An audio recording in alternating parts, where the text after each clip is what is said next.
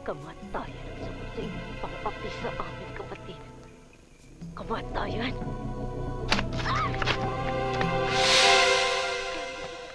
Nandito na ako. Ipagkikisi kita. Ang dugo ng tampalasang yan ang magbibigay ng katahimikan sa iyong kaluluwa!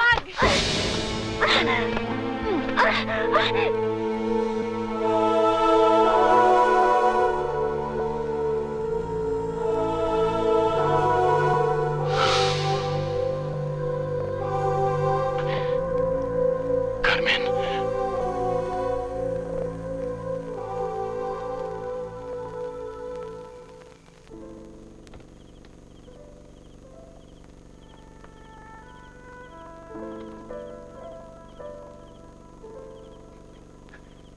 Salamat at pinagbigyan mo ako.